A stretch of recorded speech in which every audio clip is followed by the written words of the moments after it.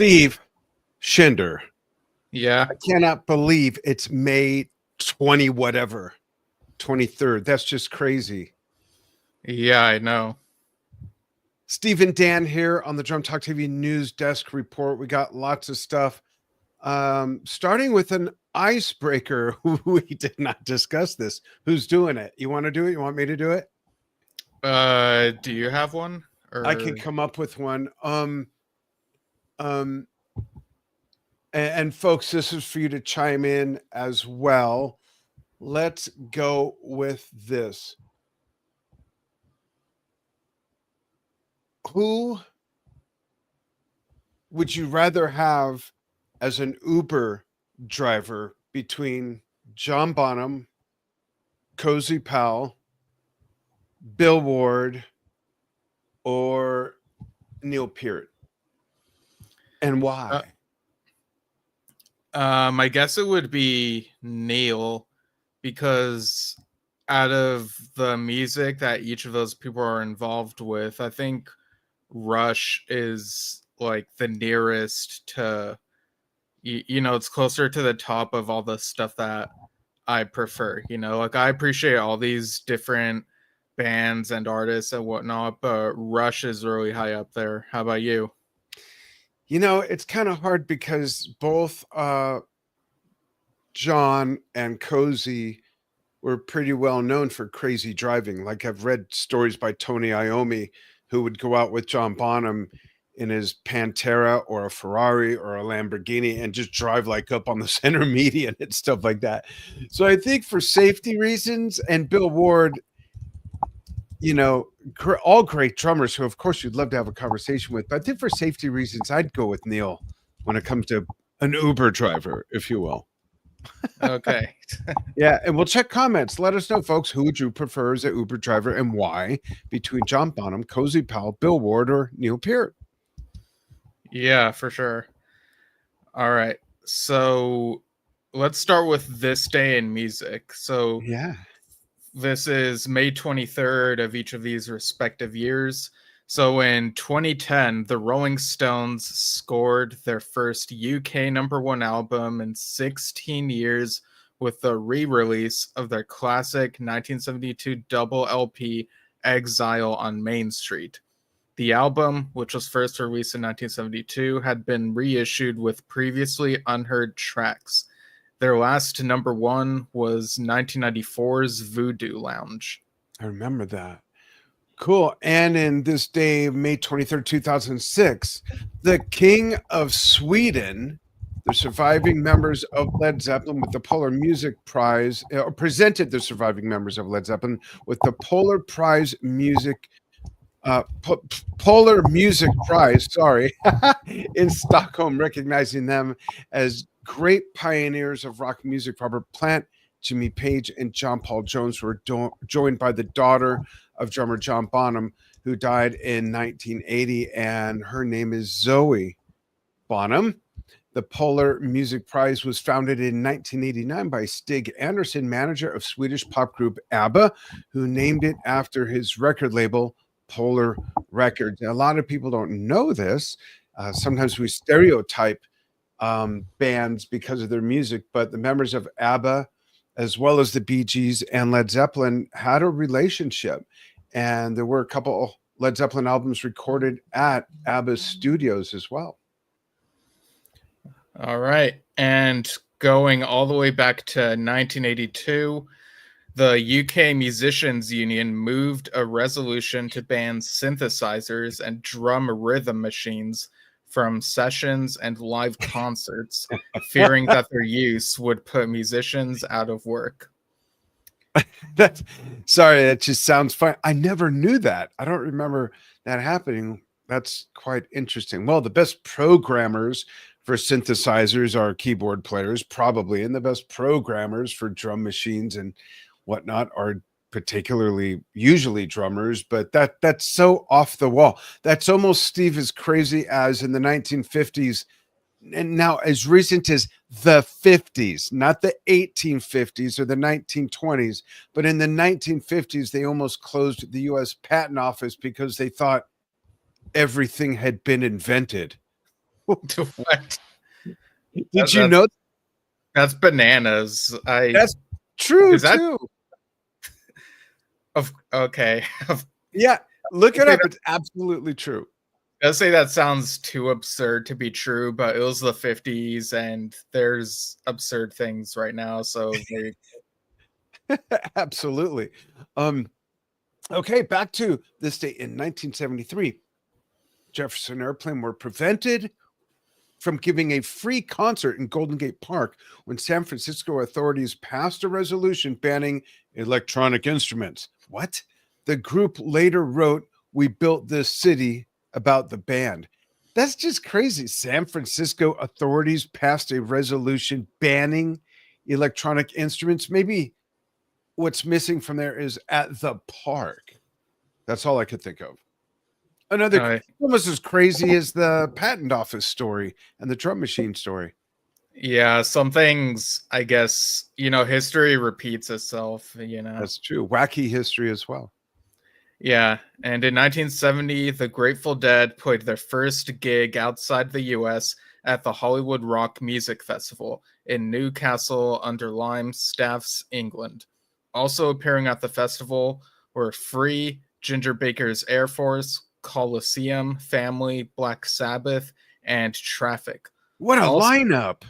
Yeah, and also on that date, the Beatles' 12th and final studio album, Let It Be, started a 3-week run at #1 on the UK chart, while Paul McCartney's debut solo album, McCartney, started a 3-week run at #1 on the US album chart. What a bill that is. Wow. Then in 1964, Ella Fitzgerald became the first artist to have a hit with a Beatles cover when her version of Can't Buy Me Love entered the UK chart. All right. Now we've got some, yeah, that's pretty cool. I don't know if I've heard that, which is crazy because I'm a big Ella fan. Maybe I just don't remember. What are the chances? So some Drum Talk TV related stuff. Let's see, Drum Talk TV Brilliance Ambassadors Program. Premium members can refer people with their own personal code that we'll create for them to use, for people to sign up, friends of theirs or even people they don't like, with their code. And your reward is $10 per sign up. And also, people you refer with that code, it's 15%. They get a 15% discount, and your referrals are payable within about 30 days. So if you get 20 people, well, that's $200. Do you know 20 friends that you could refer? Let's take a look at that video. We do have a video, if I can get to the right button. There's the video right about there. Hey everybody, Dan here from Drum Talk TV and Drum Talk TV Brilliance. Hey, how would you like to make bank by being a premium member of Drum Talk TV Brilliance? It's easy. Like, you're a music fan, right? That's why you joined.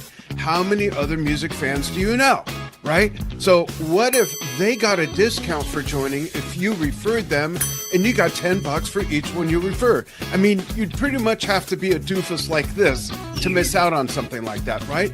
Because being fellow music fans, we all know fellow music fans. So go ahead, invite your friends with your own code. We'll tell you how in a minute, but that way you can enjoy things like our live stream concerts, our fan Q&As with big artists, producers, and record executives, our twice-a-month game shows, and other fun things in Drum Talk TV Brilliance with your friends while giving them a discounted invitation, and you make bank. So there you go. So follow the link in this post. If you're not already a premium member, become a premium member. And if you are a premium member, you'll get an email real soon to show how to get your own invite code where you can tell 2 friends, and they'll tell 2 friends.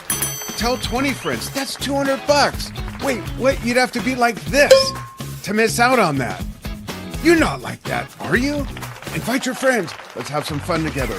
Healthy escapism away from the nonsense and the drama and the craziness online on social. Join us, Drum Talk TV Brilliance. We're here for the fun of it.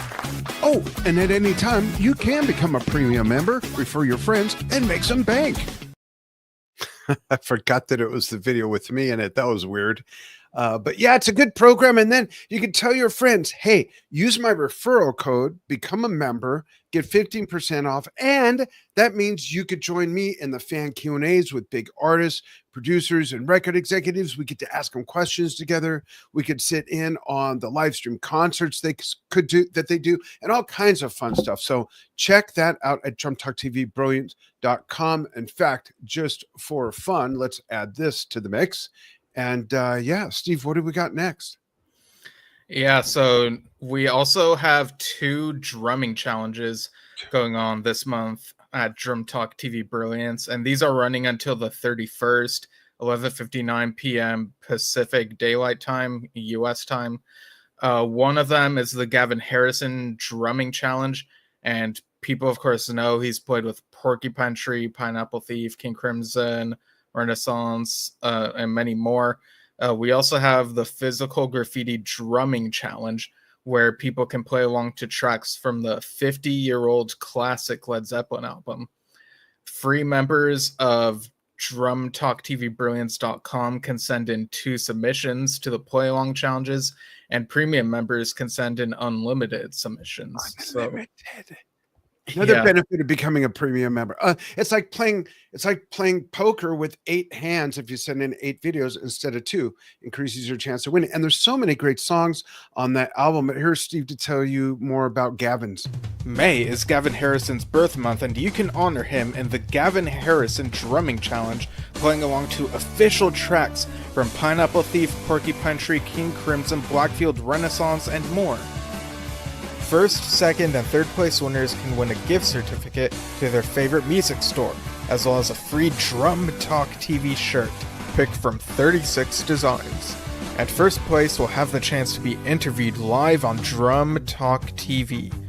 You must play along to the actual tracks from the official releases that Gavin played on, and you don't need to worry about them getting muted or pulled. Record your videos horizontally. Once done, submit in our Drum Talk TV Brilliance showcase. It's free. Your videos will be reviewed and graded on accuracy, fan praise, and sound. For the fan praise factor, invite people to vote under each video they like. The judging criteria is explained further on the submissions page. Submissions open through May 31st. Join us at DrumTalkTVBrilliance.com. Yeah, it's a lot of fun. And you know what's funny is most people, they even turn down the gift certificate. They just want the coveted Drum Talk TV. No, I'm kidding. But you get both. You get the shirt that you get to pick out amongst many designs, and you get the gift certificate, 125, 75, and 50 for first, second, third place, respectively, as Steve mentioned. And maybe we'll show the physical graffiti video at the end of our newscast. So there you go. Fun stuff. And just yesterday I had Marcellus Hagis on for an interview along with his translator Renato Nepti, who's also his bass player in one of their bands and their projects together. They were sitting in from Brazil near Sao Paulo. Yeah, and he won the Vinnie Paul drumming challenge a little while ago. Yeah. Yep, absolutely. Did such a great job. And then we also announced the Stuart Copeland Challenge winners last weekend. And first place winner was Geraldo Ubieta. I hope I'm pronouncing his name right. We'll know soon because we're interviewing him on the 28th of June, which is right around the corner to be here before you know it, folks. Great job with that. Oh, it's right there in the notes. Yeah, I was wondering why you were checking your calendar. Checking my calendar to make sure the notes were right. No, I never have to worry about that. But the challenges are fun. And if you go to DrumTalkTVBrilliance.com, you can poke through the challenges and give everybody some love. It's really cool stuff. There's let me see if I can remember them all in order. We started in November with John Bonham, then Keith Moon, then Neil Peart, then Phil Collins, then Vinnie Paul, then Stuart Copeland. Now we're doing Physical Graffiti and Gavin Harrison at the same time. And next month, June, is Steve Gadd. Tons of music to pick through, but it's fun to go watch that. And they play, Steve, I don't know if you know this, they play to the original soundtracks of the artists. and they won't get muted. Of course, you knew that. They don't get muted or pulled or thwarted or dinged. So it's really cool to see people do this. Check it out, drumtalktvbrilliance.com. Loads of fun. Loads of fun. If you don't believe me, just ask me. Right. And we also have Drum Talk TV Brilliance game show, which will be on Tuesday, June 3rd, 6 p.m. Pacific, 9 p.m. Eastern US times. And it's music trivia celebrating 50 years of music from 1975. So there's sure to be some classic stuff there that I'm sure people will recognize in those questions. And great prizes. Aisha's putting together whole new prize packages and a whole new spinning wheel. Do I have one of the spinning wheels up? Yeah, let me show everybody, if you don't mind, Steve, can I? Oh, it's not going to play right now. Never mind. Well, Okay. you guys just tune in, folks, and watch for the promos too. Yeah, and we actually live streamed the game show we did earlier this week, so people can go ahead and check that out. Yeah, and see how it works. We'll be doing that again as well. And let's take a pause in the itinerary and check comments. We've got Mark. Hey, Mark, tuning in again from Miami, Florida. And nice ad. Hey, guys, by the way. Hey, Lawrence Tan, thank you so much. And David Allen Raggy from Lexington, Kentucky. We love giving shout outs. So go ahead and chime in, folks. And maybe if you missed it, our icebreaker was my question to Steve. Which Uber driver would you prefer? John Bonham, Cozy Powell, Bill Ward, or Neil Peart, and why? We both chose Neil. For Steve, if I remember right, it was because they're just a bit higher up on the music that resonates with you. And for me, I just think Neil would be a safer driver. No offense to anybody else. Right. Cool. Next. Yeah, go ahead. Oh, no, go ahead. This next one is you. Yeah, this past week, we had another episode of Drumming Injury Talk with Janice Ying. I do that once a month with her. She's a physical therapist that only works with musicians. So we talk about a lot of repetitive motion injuries, posture issues, different things like that. I was also joined by Steven, this guy right there, to interview his friends, Kian Bayati and Derek Goodwin from their band. And I love this name. I'm a big band name fan. Like I have a hobby of just making up band names. I've got like 100 of them in my phone, but their band is Fake Band Practice. Just love that. And yesterday, Stephen and I did a Yes Shift episode where we interviewed Miguel Falcoa, also known as Miguel Bass, about Play for Chris 11. It's been 11 years already since he started that. Where fans can, yes, what? This 10 years. What's that? It's been 10 years. It's been 10 years. It's the 11th one. Yeah, you're right. Thanks for correcting my math. But this is where fans of Chris Squire can submit tributes, play-alongs, spoken word, whatever, anything related to paying homage to Chris Squire over at www.miguelbase.com/playforchris11. And this is with a June 15th deadline date. And the information's there, but your videos have to be within about 90 seconds. And it's a lot of fun. I participated in it once, came up with such a wacky idea. I had to sit the next one out, but I got it figured out for this year. I can't wait to record mine. We talked about that on the episode. So go check it out. Everything we do live, archives on Facebook and YouTube. And then we also put it on Vimeo, Instagram, and X. And we got stuff going on to TikTok as well right now. Okay. Yeah. And looking ahead, you'll be interviewing Will Roden tomorrow, Saturday, May 24th, at noon Pacific, 3 p.m. Eastern US times, and 8 p.m. UK time. He's a skilled drummer in a wheelchair. I've seen his videos, and he's really good. It's really cool. Yeah. And then on Tuesday, the 27th, at 3 p.m. Pacific, 6 p.m. Eastern, you and Jeff Berlin will be doing another episode of Rhythm and Lows, where you guys talk about favorite bassist drummer duos.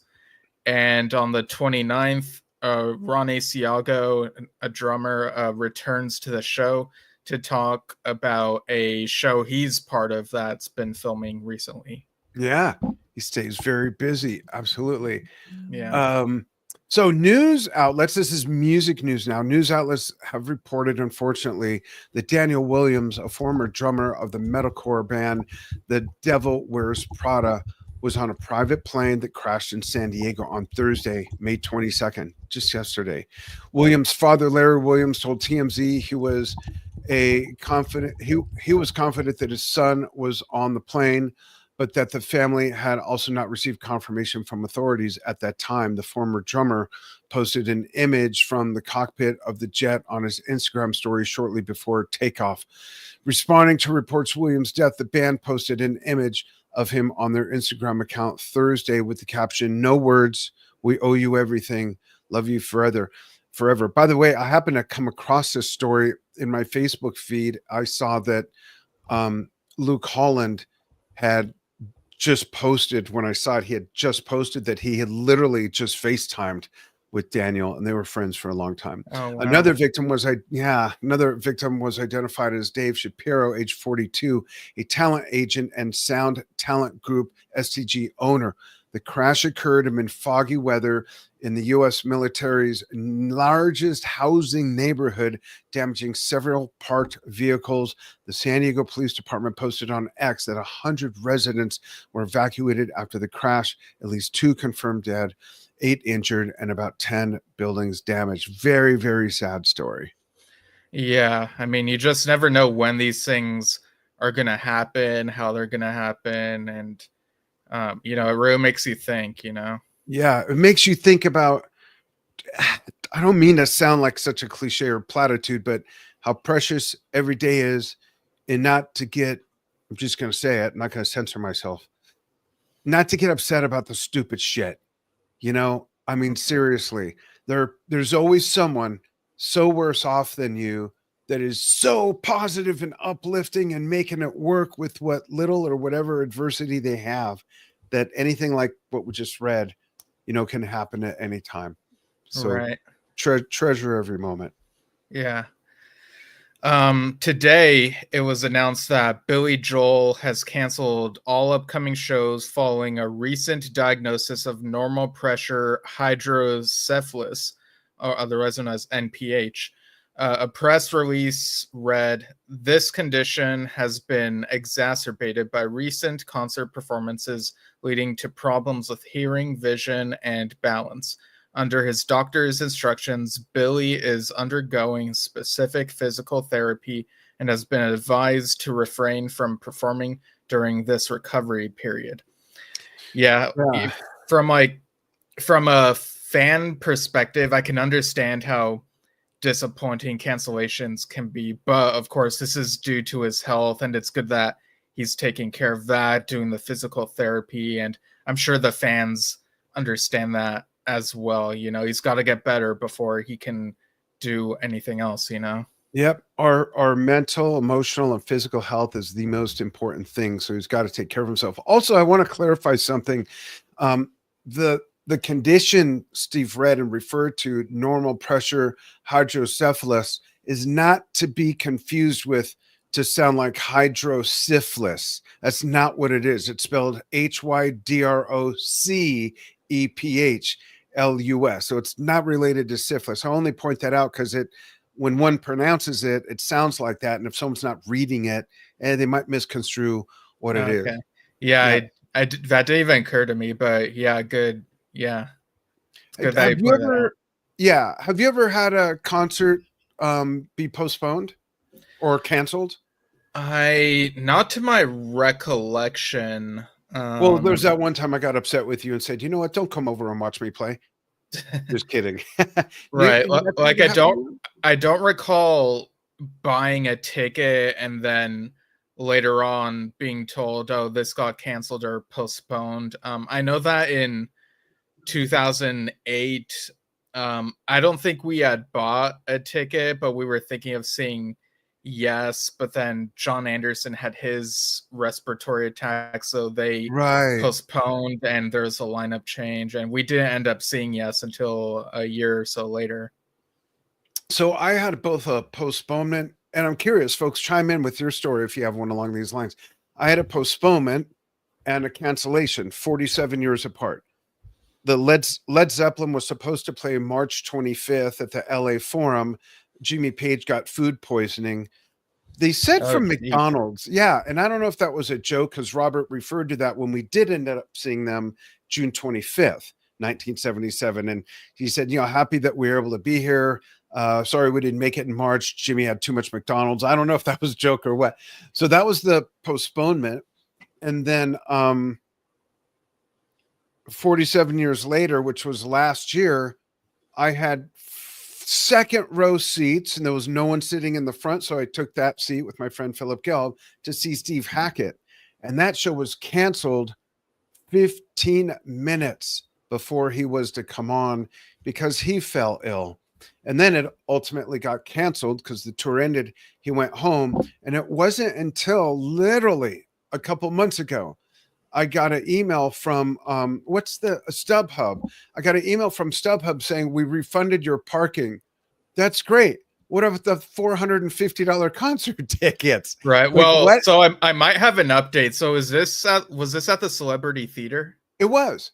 Okay, so I just looked at his upcoming tour dates. He's gonna be there again November 11th. So maybe you could try calling them and seeing if anything can be worked out or something. I don't know. Or I'll call Steve.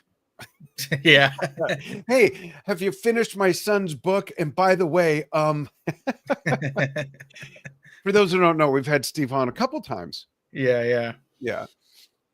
So yeah, I was just curious. Let's see if anyone else has a story like that. Looking at Sean Perry says, there I am, just singing along, so blessed and still being able to witness the magic that these three gentlemen have created and enriched my life. I don't know who he's referring to. Sorry. David Allen Raggi says it's actually pronounced. Oh, Raji. Thank you, Raji. David Allen Raji. It's okay. My last name gets mispronounced all the time. My nickname is Rags, or is it Raj? No, I'm kidding. Rags, which is cool because I share the same nickname with former baseball pitcher Dave Righetti. That's right. It was funny. Steve's last name often gets mispronounced as Schindler, and my last name often gets mispronounced as Schneider. So there you go. Yeah. Well, I don't really get it mispronounced much anymore. Like, it was something that happened as I was growing up, but That's weird. I still do. Yeah. So I wonder what's up there. I don't know. I've spelled my name and I've watched someone write it or type it out. I do still have people mistakenly put a C in it when making reservations or something. And an L for Schindler. It's like, come on, I just spelled it for you. Anyhow. Yeah. Okay, let's get back to the news. Back to the news. The Who. Oh boy. Oh yeah, this is a big one. The Who. It should be called, they should change the name to the WTF. The what? Yeah. The Who have announced Scott Divorce as their drummer for their farewell tour. I don't know why I have issues with that word. While they mentioned Zak Starkey had to focus on some other endeavors, Zak later clarified and admitted, I was fired 2 weeks after reinstatement and asked to make a statement saying I had quit The Who to pursue my other musical endeavors. This would be a lie. I love The Who and would never have quit. So I didn't make that statement. Quitting The Who would also have let down countless amazing people who have stood up for me. And thank you all a million times over and more. Through the weeks of mayhem, of me going in and out and in and out and in and out and in, just like the Who song. Great working that in there, Zak. Like a bleeding squeeze box. Another great. Wow, what a great. He's good. He's clever. Would expect nothing less in the bloodline. Yeah, I'm glad he was honest about this. Yeah, and like it was a mess. There are these reports I was let go, and then they're like, oh, actually he's still with us, and now he's officially let go. And yeah, it's just been a real roller coaster, this whole thing. And I'm sure you'll remember, I said to you the day they said that he left to pursue his own thing, I said, why would anything?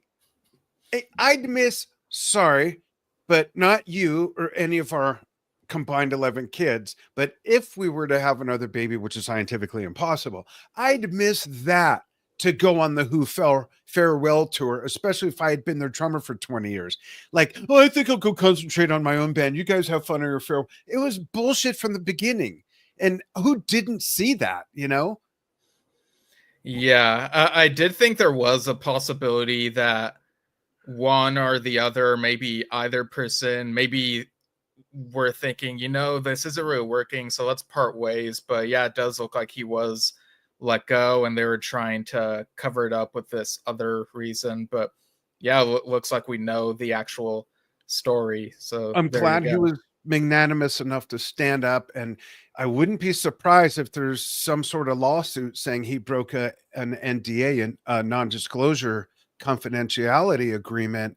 But I don't think telling the truth on a lie qualifies. I think that's his out if their lawyers tried to say, hey, you broke a trade secret, confidential. Yeah, but it's a fucking lie. So it'd be interesting to see if that comes out. You heard it here, folks. Yeah, I didn't even think about that. So yeah, I do wonder if that could be something going on. But but David chimes in again saying, I wonder if third time is a charm for Zach. I remember when Zach played with Adrian Smith and Project, which I guess are abbreviated as ASAP.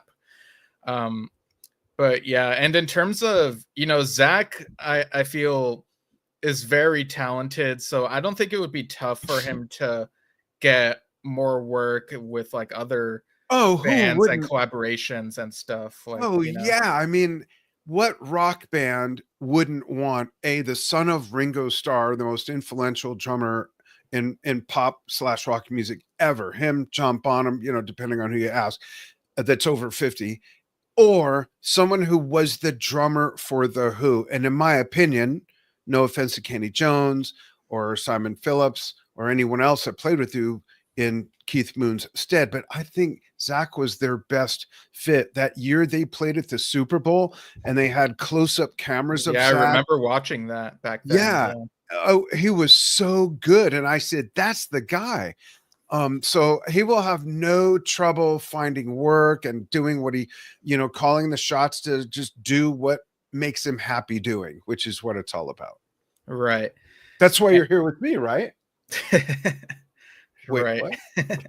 And on the topic of drummers recently let go, we've talked about Josh Freese being let go from the Foo Fighters, and this week he posted his 10 possible reasons he got booted from the Foo Fighters, and I guess it's like this humorous list that he put together. Just it shows what a great humble guy he is. Go ahead and fire that off. This is great.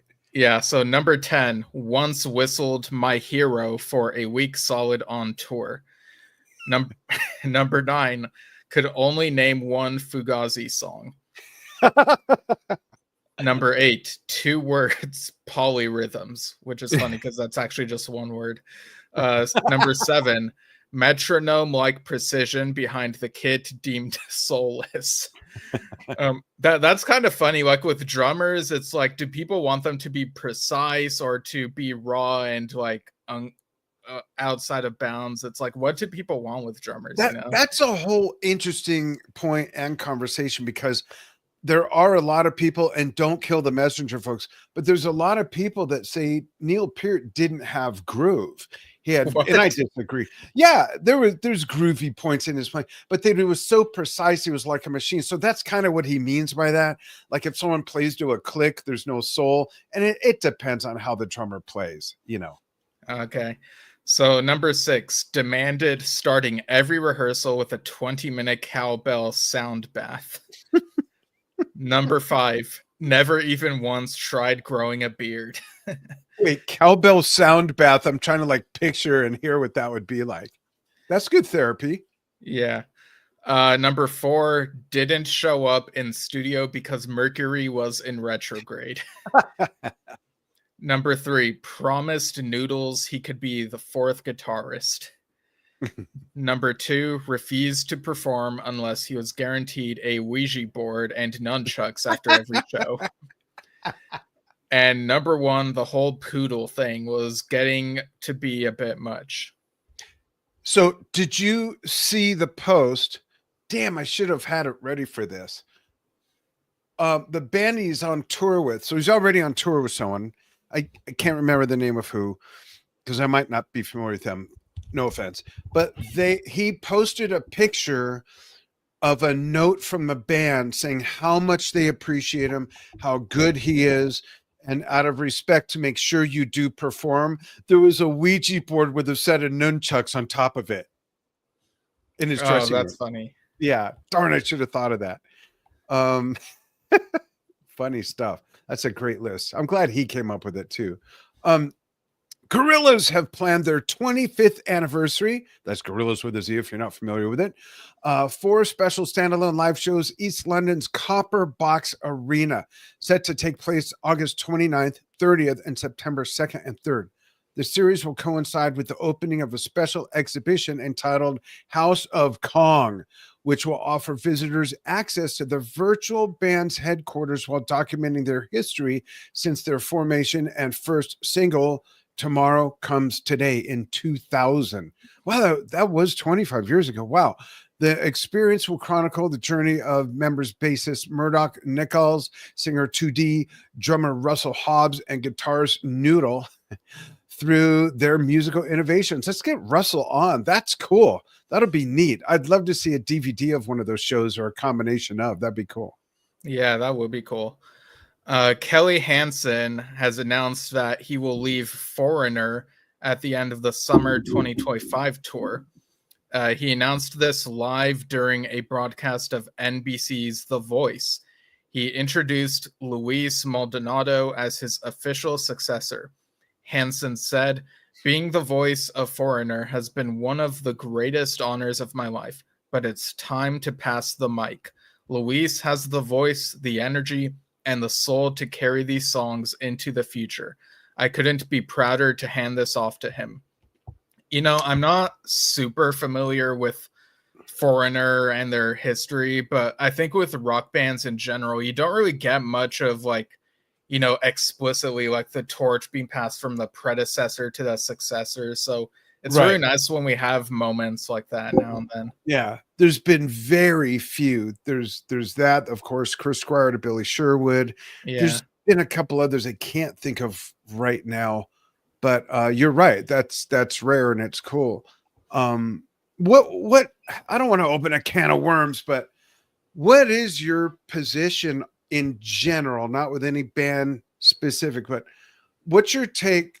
Like I remember in I think it was the Yes Years, DVD when Rick Wakeman said, "I'm sure there'll be a Yes, way into the future after I'm dead and gone." And what do you think of bands carrying on with only one or even no original members? Like Yes has no original members. Blood, Sweat, and Tears now has no original members. Foghat, Roger Earl, the drummer, has been the only original member for quite a while. What's your take on that? Is it still that band? And remove any like personal attachment, especially to Yes and all that with that question. Right. Yeah. You're basically asking like the ship of Theseus question. I think with some of these bands, it helps that if you know the lineage and, the changes, at least from what I've seen, tend to be gradual. I'm sure there are probably at least a few examples of, oh, this band ended and then some other musicians who were never in that band reformed it without any of the previous members. That would feel kind of weird. Sweet did that? Yeah, Sweet. And also there's 2 Sweets. And then, what's the other band? Something very similar. I can't think of who it is. Yeah. One sued the other. This one can only perform there. This one only, like that kind of thing. Okay. Yeah. So I think it helps if there's a lineage or if but I like that. And if I could use Yes as an example, because Billy was in the band and worked with them on so many other levels, and Steve Howe was in the band for so many years, then Trevor, then back to Steve. So that does make it acceptable that there is something relative and lineage wise too. So that makes sense. I like that, rather than you, me, and two other knuckleheads in 10 years start a band called Led Zeppelin and play all their music. Yeah, It's like, what? yeah, let's make a band called Emerson, Lake and Palmer. That's neither of our names.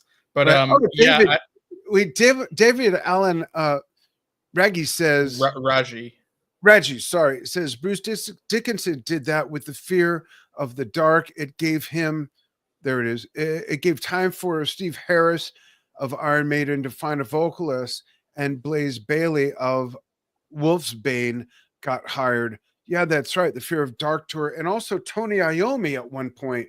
Well, he is a member, but there was a Black Sabbath with just Tony Iommi, the guitar player, which is like, and when Genesis got down to just Tony Banks and Michael Rutherford and some drummer guy, it was like kind of like, what? You can't call that Genesis. I don't know. That's just my personal thing. Yeah, I think the band name is always going to carry with it some legacy and some baggage, regardless of the members. But this will vary from person to person, but people might still be able to enjoy the different lineups as long as these are people who are still playing that music and keeping that music alive, or even tribute bands keep the music alive, and people call some of the later lineups of a band, oh, that's just a tribute band. It's like, well, tribute bands are also pretty good, so yeah, but I think at the end of the day, it's kind of nice when people are still playing the music, like no matter what. Yeah. So one last question on that, if I may. Okay. So Jethro Tull and Yes are probably the most revolving door musical institutions ever, other than a symphony orchestra. So if the only member in Jethro Tull that's ever been in every of the many, many over 20 lineups of Jethro Tull is, of course, Ian Anderson. Why he did a solo album stint for a while as well. Anyhow, if Ian Anderson leaves, but his son takes his place, can that still be Jethro Tull because of the lineage? I mean, I suppose it could, but and if Ian Anderson leaves and Felix Schmeckelheimer from down the street at the shoe store joins and plays the flute and sings and guitar, could that be Jethro Tull? Because there's no lineage. Yeah, I don't know. I guess it would depend on how did the transition happen and all of that. But all that is to say that I don't think that there are instances where the son or daughter or whatever of the musician can still carry the torch, but it doesn't always have to be someone who's like genetically related. Right. They could still carry the spirit of the music, like somehow. With Chris and Billy. Yeah, there was certainly lineage there. Okay, all right, thanks for humoring me there. Right. Yeah, that took a bit of time. Yeah, it's a neat conversation though. It's interesting. Yeah. Moving on, a sculpture of the late Jim Morrison that went missing from his gravesite in Paris 37 years ago has been found, according to French police. It was recovered during an unrelated investigation conducted by the Financial and Anti-Corruption Brigade under the authority of the Paris Public Prosecutor's Office. What a weird story. What a weird story. When I saw that and saw the picture of it, I'm like, why would you steal something like that? What could you possibly do with it other than show it off to your friends and then your ex-girlfriend tells on you 37 years later? Like, what do you get to do with something like that? Yeah, like you would think that these people, maybe they think that they can sell it to someone, or maybe they admire the person to some extent that they want to like collect it, or Right. but like to steal it, like that's just not great, man. That's just that's a hobby that you cannot indulge. Especially something like that. It's not like these people. Right. It's not like it was a guitar It was the butts Right. from his gravesite. Yeah. That's a little icky there. Yeah, like it's like, why would you risk anything like that, you know? Yeah, that's crazy. What was next? The grave itself? Have they checked that? Right. All right. So next, Paul Weller's album Find El Dorado will be a cover album featuring songs originally by such artists as the Bee Gees, the Kinks, Richie Havens, Christy Moore, the Flying Burrito Brothers, and more. Guest musicians include Oasis's Noel Gallagher, Led Zeppelin's Robert Plant, Hannah Peel, Declan O'Rourke, Amelia Coburn, and Sekou Keita. And this releases July 25th. That's interesting. I wonder who's going to sing what. I'd get it just for that. Yeah. That's neat. Next, the final. Oh, we got to have her on. Where did we go? Oh, the final North American dates of Cyndi Lauper's Girls Just Want to Have Fun Farewell Tour, July and August, will feature changes to the staging to accommodate outdoor venues, as well as some songs swapped out to make room for dance music that is popular with her LGBTQ fan base. Rock and Roll Hall of Fame, November 8th. Oh yeah, so so I put here in the notes and I looked it up earlier. Yeah, the Rock and Roll Hall of Fame induction, which she's part of, will be November 8th. And for Working Girl, I was trying to figure out like what the actual thing was. I remember seeing somewhere there's something November 9th, but I guess that might be a musical she's involved with that's based on a film. So yeah, people just look up what Cyndi Lauper's been up to, I guess. And absolutely. Yeah, try to go to this tour if you're a fan and you don't want to miss out. Yeah, and we'll reach out to Caitlin, her drummer, who we're good friends with, to have her on talk about this. Right. That'd be awesome. Coolness. Yeah. And lastly, we have alternative metal outfit Our Chronicle has released a new EP today titled If These Walls Could Speak. The press release reads, the EP, which was entirely written and recorded by founder Oliver Price, blends aggressive, hard-hitting riffs with atmospheric electronic elements, drawing inspiration from modern metal, classic nu metal, and electronica. The 5 tracks explore inner turmoil, self-reflection, and the healing process through its emotionally charged lyrics. Very cool. This description just goes super hard. It's like 10 out of 10. It's amazing. Yeah. They wordsmithed this pretty well to inspire people to hype it up and get people to buy. That's good. I want to remind everybody, first of all, you can see the ticker down there. Sign up. You can even become a free member. You're welcome to come as a free member. And this is the other drumming challenge we have. There's only a little over a week to jump in, pay homage to one of the greatest rock and roll albums ever. Here's Steve to tell you about it. Join the Physical Graffiti Drumming Challenge over at Drum Talk TV Brilliance. Play along to tracks from this legendary 50-year-old Led Zeppelin album and submit your videos. First, second, and third place winners can win a gift certificate to their favorite music store, as well as a free Drum Talk TV shirt, picked from 36 designs. And first place will have the chance to be interviewed live on Drum Talk TV. The track you play along to must be from the album, no other version. It will not get muted or pulled on our platform, so don't worry. Record your videos horizontally. Once done, submit in our Drum Talk TV Brilliance showcase. It's free.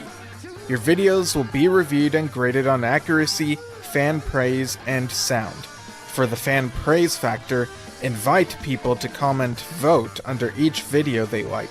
The judging criteria is explained further on the submissions page. Submissions open through May 31st, Bonzo's birthday, 11:59 p.m. Pacific US time. Now go get your Bonzo mode on and join us at drumtalktvbrilliance.com. Absolutely. We'd love to see you there. Thanks for joining Steve and I here on the May 23rd, 2025 news desk report. If you didn't see it from the beginning, check it out. There's some fun stuff there, and we look forward to seeing you in the membership site. Thanks, everybody. Appreciate it.